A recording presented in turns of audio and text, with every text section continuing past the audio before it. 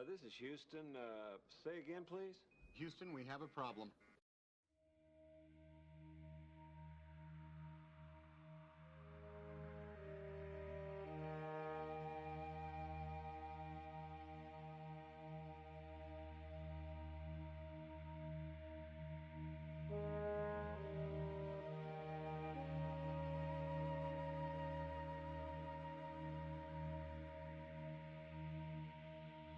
The Apollo 13 mission was at the time and even now a very interesting event, which is called a successful failure mission.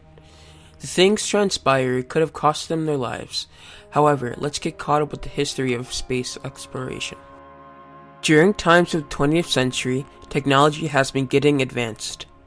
In the 1950s, the first artificial satellite is made by Russian technicians, named Sputnik.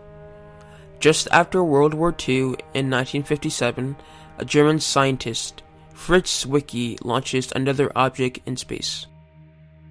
Then the Apollo program began in 1961. Lots of tragic problems occurred throughout each mission. Apollo 1 tragically took lives of 3 men, Edward White, Virgil Grissom, and Roger Chaffee, due to an internal fire incident during a pre-flight test.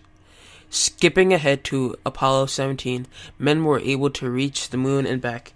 However, the Apollo 13 mission stood out among the missions besides Apollo 17. First, the modules of the spacecraft. The service module provided the factors that were necessary for survival: oxygen, water, and electricity. This also provided the propulsion for the spacecraft. The command module served as a control center for the spacecraft. The lunar module was made for landing on the moon and living quarters on the surface of the moon. April 11th, 1970, 2:13 in the afternoon, the spacecraft launches from the Kennedy Space Center, Florida.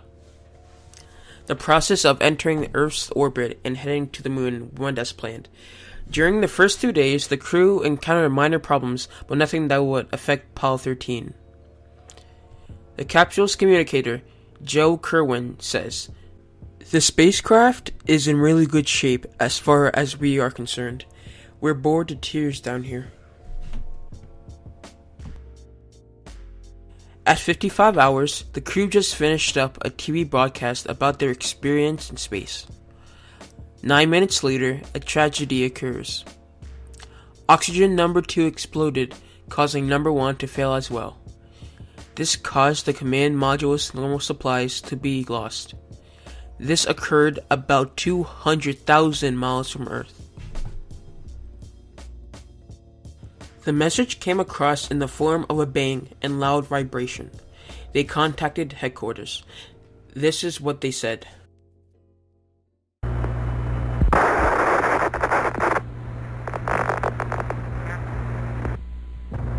Hey, Houston, we've had a problem here.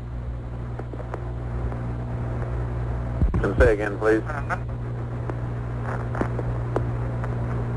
Houston, we've had a problem.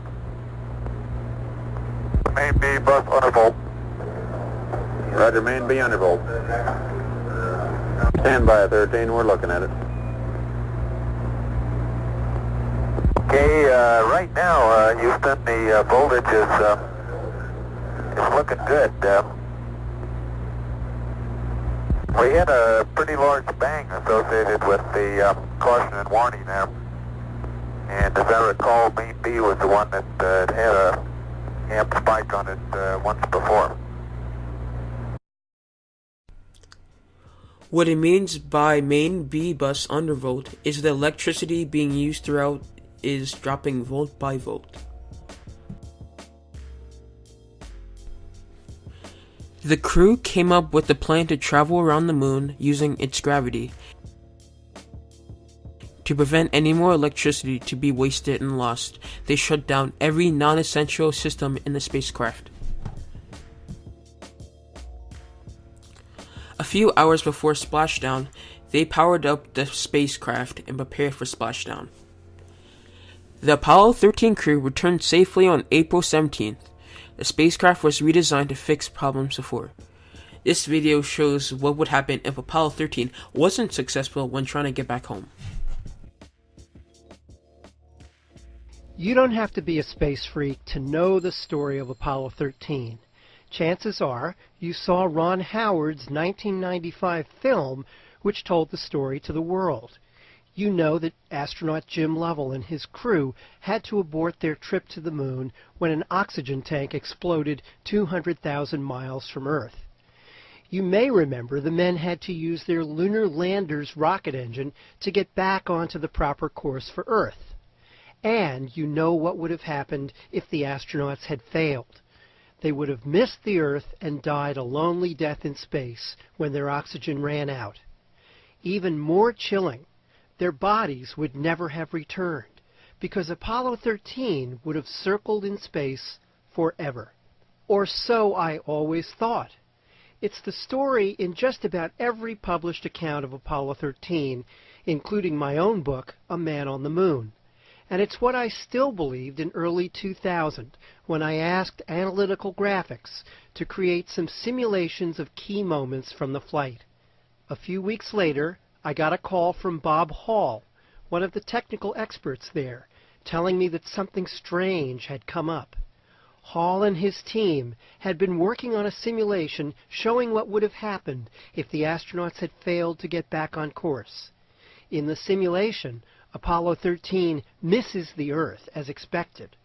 But instead of missing it by 40,000 miles, the number that's in all the books, the spacecraft comes much closer, only about 2,500 miles.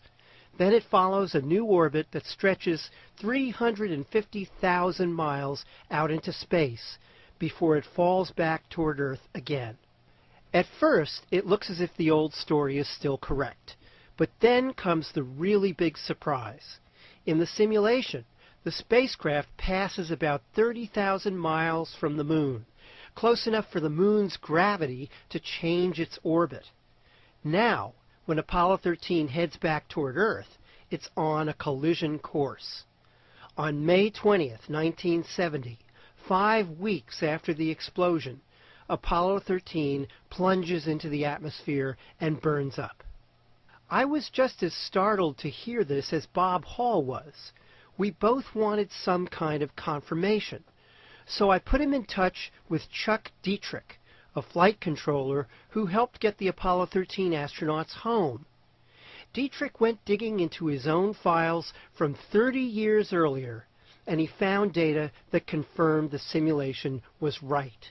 Of course, Jim Lovell and his crew did get back home safely, and Apollo 13 is a reminder to all of us what people can accomplish when they work together and refuse to fail.